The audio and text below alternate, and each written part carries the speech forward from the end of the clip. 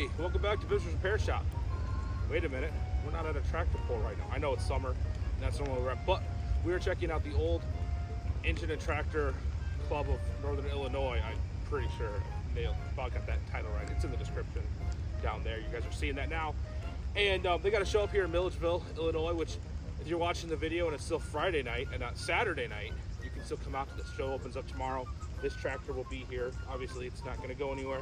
All these tractors will be here. There's actually more. There's more guys coming in. There's a tractor pull, which is also pretty cool. But we're going to talk about some of these tractors. We're going to go around and show them all off. Again, it's in Milledgeville. There'll be a link down in the description to their Facebook page. So if you're interested in checking this out, come out and check it out. They're celebrating the 100th anniversary of Farmall, like every tractor show this year is, because it's 100 years of Farmall, because 1929, 23 to 20, whatever it is, it's 100 years. So what this is, and this is probably the oldest Farmall, probably the oldest Farmall here, we'll say, maybe not, that 1020 might be older, but this is a 1929 narrow gauge Farmall regular. So Farmall regular, that was like the first row crop for Farmall, if you guys are Farmall heads. You guys probably know more, if you're into Farmalls, you know more than I do about it. But this thing's pretty cool. So what I'm gonna do now, like I do at all tractor shows, I'm gonna get you off your little tripod, get hang out there, and we're gonna go walk around and check the show out. So again, link down in the description. If it's still Friday night, come out and check this out. I know it's raining right now, which is not fun for me, but for you it's not raining because you're inside. So let's go check it out.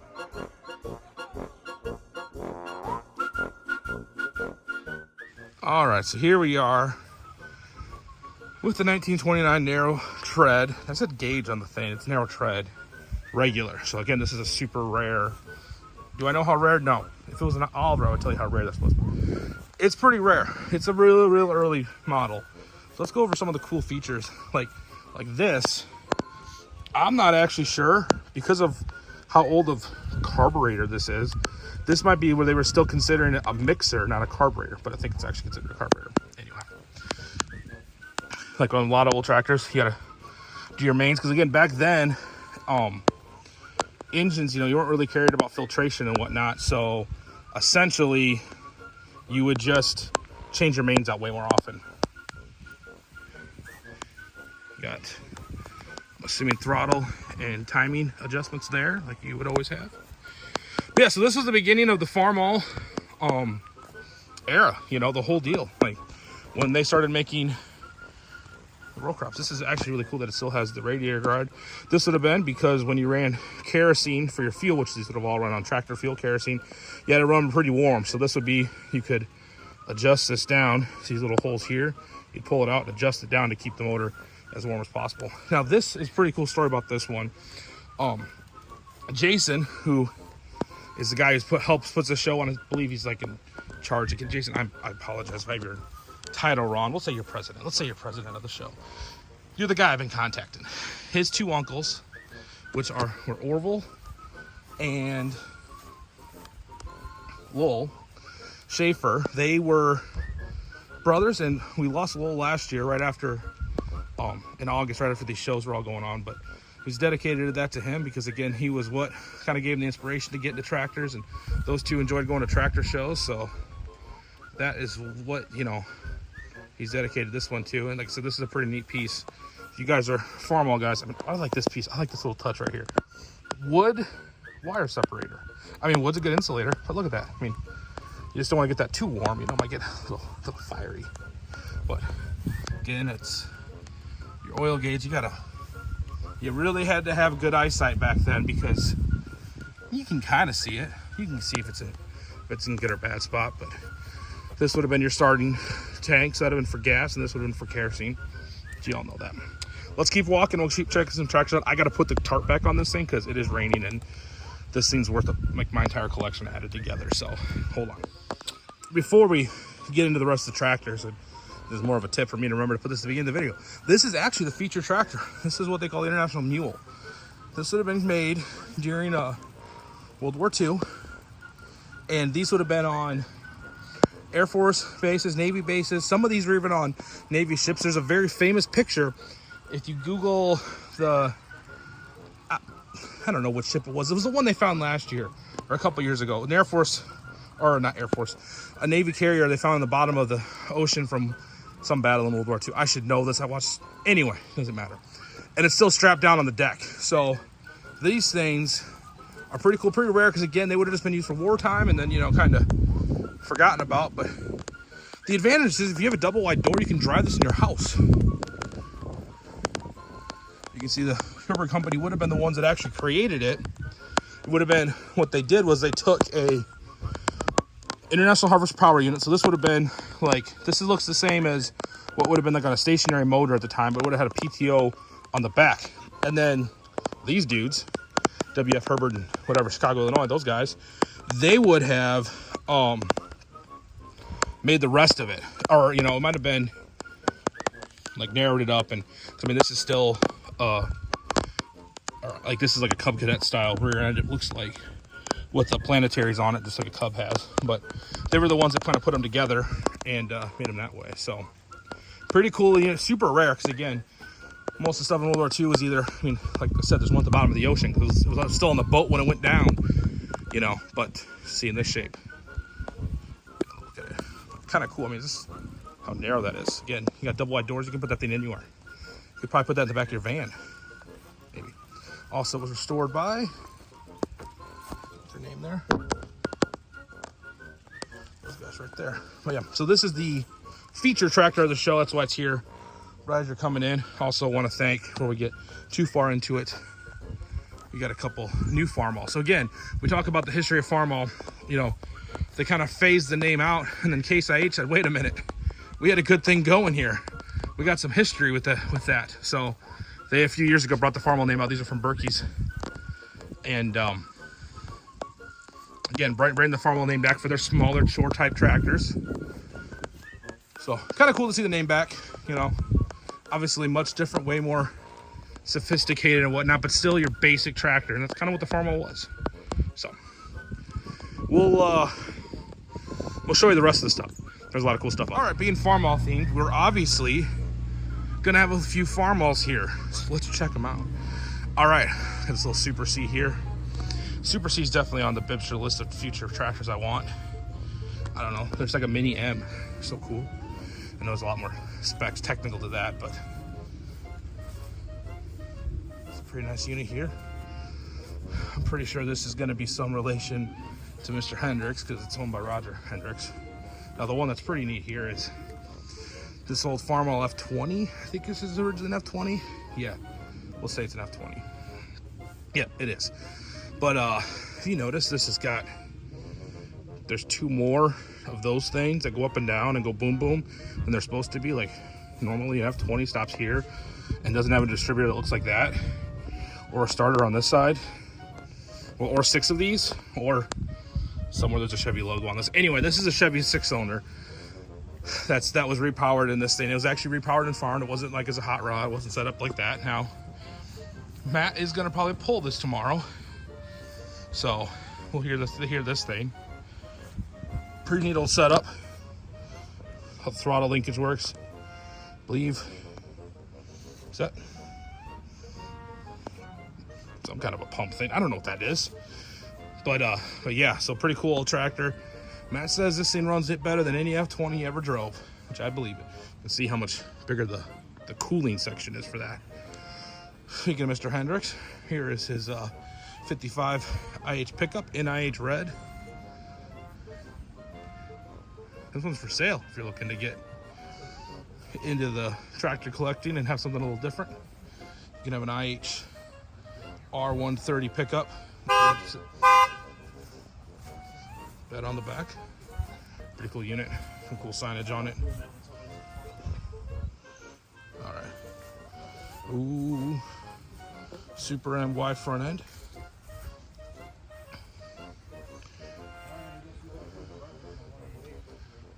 It's up a little bit. IH 400 or a Farmall 400. I can't talk. So again, this would have been in line. This would have had come out. Then the 400, and then a 450, which is probably down there somewhere. This is flipping beautiful. The sheet metal on that. That is a good look. Yep. Torque amplifier on that. Like I said, this was right about when they were getting out of the 4-cylinder program. We'll take you around to check out the other side quick. work our way down. All right, we got a couple Cub Cadets here. You know, those are dear and dear to my heart. Now, I believe this is an F12. See, it isn't on the model. It does not, but it's got to be an F12 or an F14 because it's got the straight axle. They were the smallest of the Farmall row crop tractors. 12 meaning that it had 12 horsepower. But you can see how much, so just a little guy in there. Pretty cool tractor. A little bit of weight on the front end. Keep the front end down. These would have been, a lot of people ask what these things are, and I believe these have been for helping if you had cultivators on, it would help like steer things. Like, that's sort of true. Here's the Cormac Deere 1020. So basically the same time that they were making the regulars and all that, this would have been like what you would consider the standard tractor for Farmall. And that's why it was still considered a McCormick Deering, because they were McCormick Deering, and then Farmall was like a sub brand. Like imagine it like Dodge, how they have like Dodge cars and then like Ram pickups. They're the same thing, they just had they gave them a different name because you were able to farm all with those. So a lot of the like engine things is pretty similar to what we kind of looked at on that other one with your starting tank and your regular kerosene tank, but would have been different on your how you drove, because again, these were all just about pulling. They weren't about, you know, row crop or anything to worry about like that. Got some bigger tractors here, 66, 656. So this would have been much farther along the generational line of Farmall. Still considered a Farmall at this point. It wasn't till, I believe, the next series is where they kind of dumped the Farmall name until a few years ago where they started making them in some smaller tractors, but you guys know that now, of course. Tank status, hold on, we gotta come back for this one. 1568. Look at the meats on the back of that thing. 30 by 5 by 32s. Whew. I don't need to look at that. Look at this thing. I mean, this is that era. So basically, when the muscle tractor era was happening, everyone was in love with V8s. I mean, V8 muscle cars, did all that. So to try and make a bigger tractor and, you know, kind of continue with that V8 craze, you had Oliver's with the 3208 and the 2255. You had Internationals, they put a V8 in their tractors. You had Massey Ferguson's with like the 1155 with the big Perkins in it. And in reality, when they came out, they weren't that much more horsepower than the six cylinder, and they drank a lot more fuel because they were all naturally aspirated. So you weren't really going to be gaining anything, you know, versus a 6 cylinder with a turbo. You can make the same power. It'd probably be a lot lighter on your fuel bill. So now, super cool, super, you know, rare and bringing in big money. But at the time when they first came out, they were not, you know, they weren't as popular as what you know, like a 1566 would have been. And this little smaller brother, which has been a little bit newer, is the Black Stripe 1466. Nice tractor there, quite a few weights on it. 1976. Check out the other side of this guy. It's a beautiful showgrounds here. We got tons of tractors over there. We'll go check those out in a little bit. But all brands are welcome. You know, they just keep all the Farmalls in one area and then put all the other tractors in the other area. Gotta find, there's gotta be an Oliver around here somewhere. I'll find it. An 856. I don't think this is the starting fluid anymore. I mean, it could be. It starts something else, but definitely not this engine.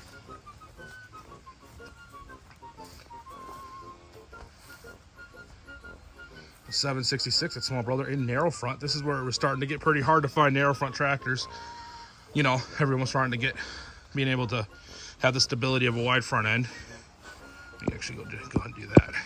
There, that's better. And then another 656. And then check this thing out. This little hot rod. Farmall BN called the Low Crop. Looks like, motor-wise, I'm not sure. That's definitely not an IH. Would have been in this. Let's see if we can find out more information. Look at the seats and that racing seats. All sorts of comfort. Yeah, it's a little GM 4-cylinder. I don't know if that's like an Iron Duke maybe, but and I'm not as familiar with my older GM diesel or GM little gas motors. We'll check out the other side and some of the implements. We'll bring you back. Check this little guy out. Little 128 Cub Cadet, obviously with the narrow front end conversion or option. I don't know how that exactly is. Bring that back in. Really cool little unit out of Alabama. According to the tag on the side. So again, what we do at work at Super Cub is taking those engines and making them run not like those engines anymore. Here's another, I say rare, they made like a lot of them still, but compared to a normal M, is a rare one, an MD. MD stands for diesel, obviously. Here's your, how you know that, because it's got a giant injector pump on the side.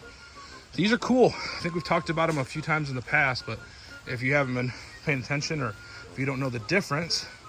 So Farmall's, in order to get that diesel engine to start, because back then there was no such thing as glow plugs. You know, farmers didn't have, most of the time when you were storing your tractor, you didn't have power out there that you could just, you know, plug it into a block heater. So what Farmall's option was, you notice how we look at the ejector pump on the other side, and we got a carburetor right here? That's because these, like the old tractors that started on gas and then ran on kerosene, these started on gas and then ran on diesel. So you start your engine on gas, and I believe the valve, or the, I believe this is your switch here. You'd start it on gas, let it get warmed up. Once it was warmed up, you'd move it, run it on diesel. The injector pump would take over, it would shut all the gas stuff off. There's no throttle in that carburetor, it would just have one RPM to run at. Once it was done running on diesel, what you'd want to do is you'd actually want to shut it off on gas. You'd go to shut it off, pull it back on gas, because what would happen is, and you wonder how they do this, is in the head on this lever here, it actually goes to this mechanism here, that on the head there's an extra set of valves that when it's running on gas, it opens those valves to drop the compression enough that allows it to run on gas. And then when you close that, the valves get pulled, or get pulled back up. The compression will increase enough that you can run on diesel. But when you shut it off, a lot of times you'd run the gas out of it, shut it off, but then you'd want to make sure to close those valves so as the engine cooled, the valves wouldn't get all warped. That was some of the problems. A lot of these, I mean, again, it's a pretty complicated setup, and when you had farmers that didn't know much about diesel at the time, because no one was really running diesel, there's a lot of issues, a lot of cracked heads in these things. So pretty cool to see these things out. They sound pretty neat. Little 4-cylinder Farmall MD, another 656. Very popular little chore tractor. There's just a regular M, kind of like mine. Must pull it because he's got the weights the way he does. Gold demonstrator 1066. Now I don't believe, it's hard to tell how many actual demonstrators out there, but whenever you saw in this era, they were gold sheet metal. They were called demonstrators, and those were like the test units. They take them out and dealers could show them off. Another 1066 still in work clothes. Another 1066 with the cab on it. He's got some weights hanging out the front in a way that he might pull that thing into farm stock. I wonder if, you might know the guy who owns this one, I'm not sure. Another 706, again, he's got a big stack of weights on the front. Tells me he might do some hooking and some booking with this one. Another little H, that was the little brother of the M.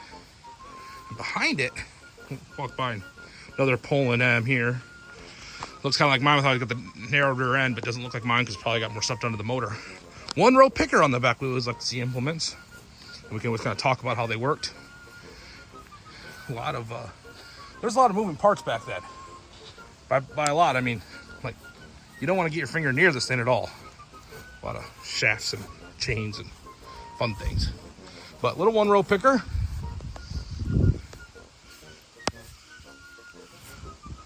Looks like it might still work. But it's always neat to see this kind of stuff, because again, you see a lot of tractors at shows, but it's always neat to see what the tractor would have been doing. Let's keep her going. Another M. They're walking up on the back side of. Might pull this one too. It's got no drawbar. Got a little bit of work done there, it looks like. All right, now we're going to get into the Super W6. So this was the standard version of a Farmall M. So what's neat, now this one has the remnants of a Farmall sticker there, but a lot of these, the W's and the other standards in the same era as the M's, wouldn't have said Farmall there, it would have been like this one that said McCormick. because it was still McCormick. Because it was still made by International, but, you know. And then what's also neat about them is, especially in this W4 era, which this would have been like an H, instead of saying Farmall across the front, it says McCormick Deering. A lot harder to get that stuff because, again, there wasn't as many of these out there.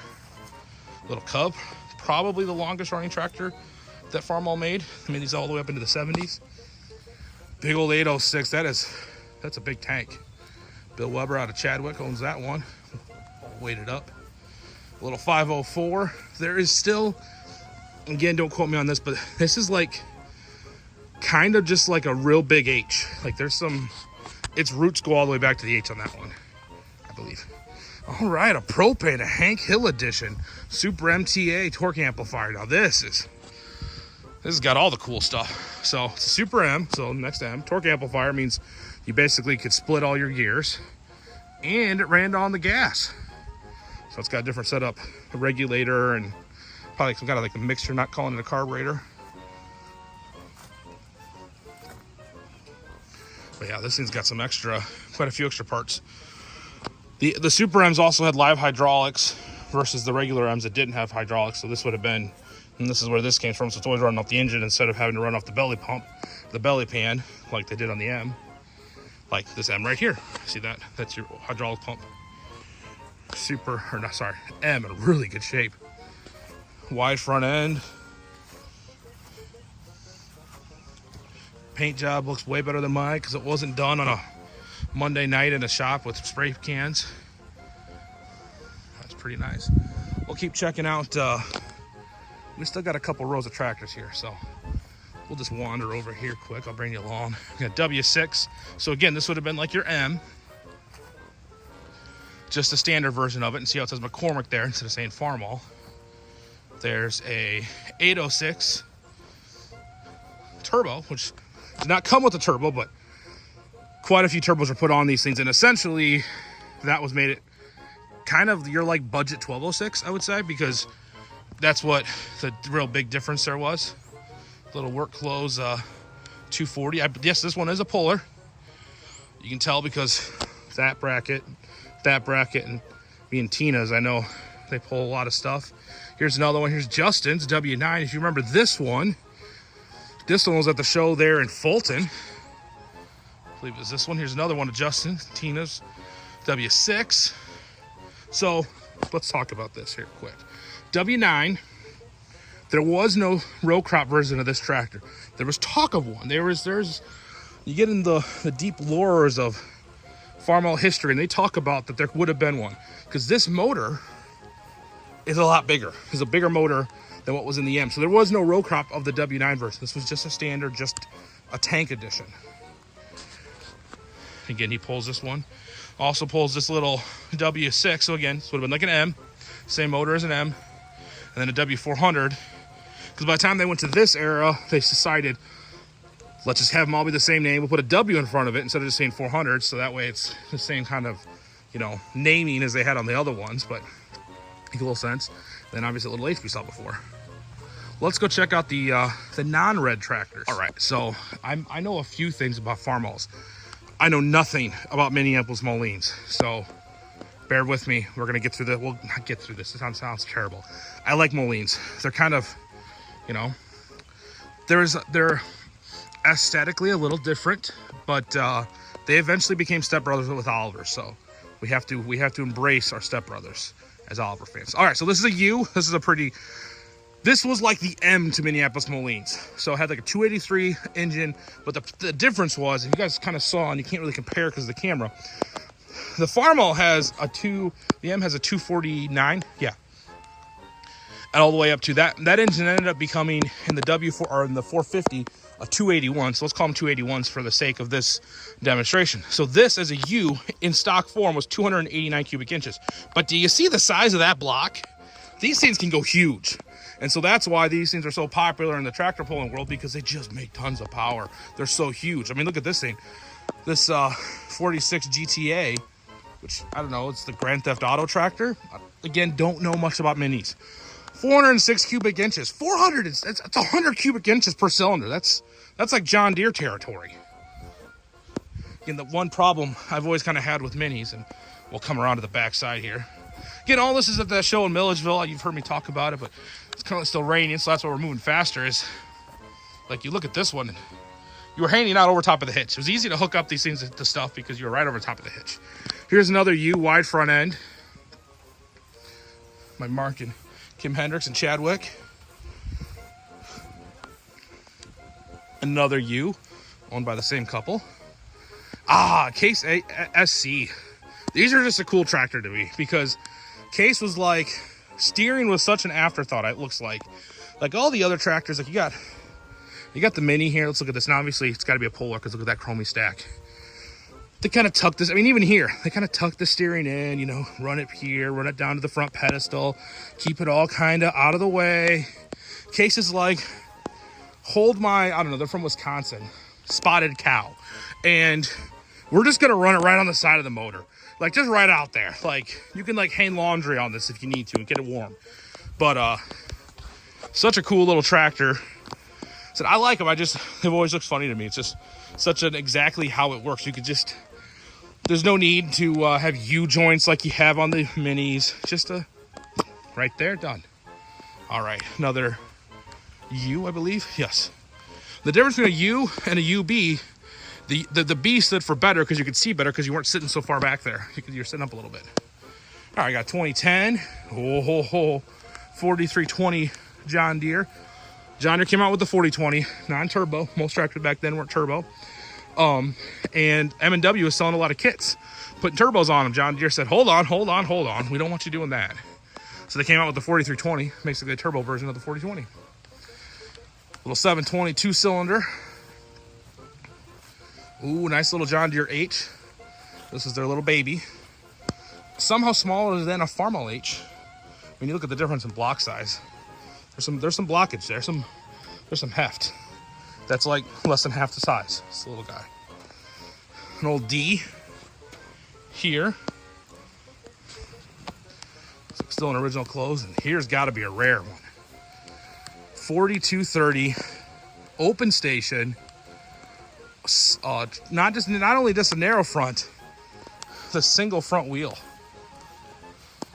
There had to be not that many of these things that came out. Let's see if it says here. It's got to be low. Man, that thing is pretty. Even though I like the other green, that is a pretty looking tractor. We'll take you to the back row and work and get through all the rest of the tractors. I mean, get through them. It's the only reason to get through it because it's raining. So we'll keep her moving. Hiding behind this tree is a Case 900. Owned by Mark and Kim Hendricks. They've owned quite a few of these tractors. Now, big old diesel in this. This thing, I believe I have some video of this thing actually plowing. I'm thinking correctly. Maybe I'm wrong, but nice big tractor there. Its older brother, the 930. Also owned by, this one's owned by Roger Hendricks. I'm sure, definitely a relation there. Gonna put it out there. Then, little KCC. You kind of get your idea where Case got their idea for the CC. This is their older version of it. Still has the crank start. So, 4 batteries were and everything. That's how you got them all going. Little Ford 841 Power Master. So this was basically the update to the 8N. If it looks like an 8N, it is. It's an 8N with an overhead valve engine. A little more modern motor. We're gonna get to those. Hold your pitter patter. But we'll go around to the back a couple of these. Let's check out the operator. Not too bad on this. I mean, you did have to do the full hand behind, you know, kind of legs underneath you. But you got to remember, when these came out, a lot of farmers were you know, really around horses a lot. And if you think about sitting on that with the way your legs are, and with the legs kind of to your, like kind of parallel, not sticking out front, it's very similar to how you would have been riding on a horse. I'm just now figuring that out. So if you pretend like I've known that for my whole life, that's why some of the seating might have been like that, we'll go with that. All right, let's go check out the other green. And by that, I mean the right green. All right, an Oliver 88. Really nice. And I believe a Super 88 next to it. Looks much better than my Super 88. Another one owned by Roger Hendricks out of Milledgeville. I believe all these tractors stay here. A lot of these tractors are stored here, so I think that's why it's pretty easy for them to bring them all out. Here's a Super 88 diesel. I pulled against this tractor, and it's a strong runner. I believe this is what I pulled against. But I will say, like, don't get me wrong, I love Oliver's, so, but whoever thought of that air cleaner, that is a doofy looking thing. I mean, look at that. Like, ding, hello, I'm an air filter. That's just my own impression of it. All right, we got a 56 John Deere 70. This is about near the end of, the 20 series was the last series for 2-cylinder, but they were starting to get a lot more creature comforts versus that tractor versus this A, which eventually, this was like the much older version of it. This one's also owned by Roger Hendricks. This one has also been a puller. You can tell, again, if you're wondering if you're at a tractor show, if it's a puller. Well, if it looks like that, definitely a tractor puller. If it's got brackets like this, it's also a good sign. Here's Matt Hendricks' G. He's got this thing just weighted up. I believe he pulls all the way up to like 8,500 pounds. I mean, Matt, you got a lot of weights on this thing. You know, I'll trade you all 5 of these for one. I got a 50-pounder weight. We'll do that. I mean, he's got it all. There's a lot of weight on this old girl, but it pulls pretty good. It's got to really weigh that up. That'll pull tomorrow. I won't be here for the film that pull, but you guys should be. Again, the show opens at 9 a.m. It's at the Carrol County Fairgrounds. So if you're watching this one, you're like, of course it is. So we see where you're at. The John Deere D. Ooh, the electric start option. They made D's all the way till the early 50s. So I think 50, don't quote me, I'm not a John Deere guy, but this is a 48, but I think 53 was the last year. So there was a lot of changes. That other D we saw before was an early one. So I mean, this has electric start, a whole lot more. You want to get back to the creature comforts of it. Well, they were closer. They were getting there, we'll say that. Here's a little John Deere B.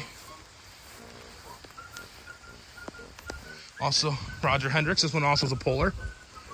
And then a little GP, which is like basically turned into an A. And again, because of the way the back tires are, this one's also a puller.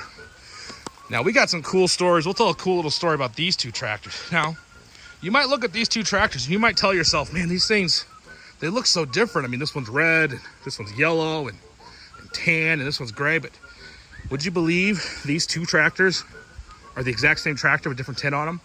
So let's go back in time. Late 50s, early 60s, Massey Ferguson needed to make, actually, if I get the story right, okay, I believe they had a fire in a factory, I think, or they needed to build a bigger tractor. One of those two is true, but either way, the rest of the story I'm pretty sure is accurate. And they needed to build a bigger tractor. And so they couldn't build one on their own either because of a factory fire or because they couldn't scale up. So they went to Minneapolis Moline and the Oliver Corporation. And with the Olivers, they took a Super 99 and put it in this kind of tin work. I think they called it I think it was called the 95 maybe. This is the 95 Super. Either way, they had the GM diesel in it. It looks like an Oliver. I mean, it's got similar front end, and that looks really Oliver-ish. And they painted it red and tan and sold it that way. They went to Minneapolis Moline at the same time and said, hey, we also need, like, I think because their numbers, they weren't going to be able to get enough of the Olivers, or they went to Mini first and they couldn't get enough Minis. So either way, they also got some GVIs and then converted them over different sheet metal to make the Super 95 Super? That's it. That's the model. So cool little piece of history of, you know, back in the day, tractor companies, you know, it's kind of like if you go to Walmart and you get the Great Value ice cream sandwich, but it's got the whatever Fairway calls their, it's the same thing. It's just different sheet metal, same motor. The difference would be sometimes they might have a little different operator area. We're going to check that out right now, but I don't know if that is for sure. We're going to find out. We'll find out together. No, pretty much the same. Yep, pretty much the same. All right, another U. You're going to say, you got to be kidding me. That's a lot of Minneapolis Molines. I said they made a lot of them. They're very popular. Here's a propane-powered Poland U. Oh, this is pretty cool. Now, this is not needed this time of year. It is because it's raining right now. But this is the heat houser. So what this you do is you put this on the winter, also for sale. So if you're looking to buy a tractor, There's information on there. It's be cold out. They didn't have cabs, so they'd have this heat houser that attached these tarps all around it and up and down it and over underneath it. And that way, when you were driving, you had a little like cocoon of heat coming off the motor. And possibly if you had an exhaust leak, carbon monoxide. So if you got sleepy while you had a heat houser on, you gotta get off the tractor. All right, a 57 WD-45. Matt Hendricks is WD. His WC, I know this is his. It's a pretty rare model. It's got the brass radiator still. Roger Hendricks is U. You're getting a theme here with last names. I think we got 90 tractors and 2 last names. Anyway, Alice Chalmers 190 gasser. We saw something similar to this at that show down at the mall. The Ford Commander 6000. This is, I think, once they were starting to be made in England. I think this might have been a British tractor. We'll find. Hold on. We'll be able to figure it out. We'll figure it out together. I'm sure it's got to have something British on it. I know it had to work on Tuesday, so that might make it British. Maybe not. But at one point, they started making them over in England. Maybe not. I was completely wrong. Sorry, Ford fans. Roast me in the comments. Also, while you're in there, leave a comment. Minneapolis Moline M5. And last but not least, it's a pretty cool little Kohler-powered Ford garden tractor. Pretty neat. Anyway, come out, check out. There's more tractors coming tomorrow. There's going to be a tractor pull. Starts at 11. There's some hit and miss motors that, Lord knows, I don't know anything about those, so I definitely won't yap on those. But come out to the show. It's at the Carrol County Fairgrounds. It's the old Tractor and Engine Club or Association. I think it's a club of Northwestern Illinois. Link in the description of their Facebook page. Make sure, send them a like. And this show happens every second week in July here at the Carrol County Fairgrounds. So if you're looking at me and you go, Bibster, you're telling me the night before there's a tractor show, I can't get out of it. I can't get there in time. Don't worry. You can come back next year. It won't be Farmall themed. It might be something else. Maybe it'll be Oliver. I don't know. Who knows? We'll see you guys in the next one. We have possibly 2 tractor pulls coming up tomorrow, so get ready for some more information. We'll see you in the next one. Bye. I really want that M. That's a nice looking M. This is bonus footage. Look at that. That's a nice M. I like that. I also like that 806. Okay, I like them all. I gotta go. Bye.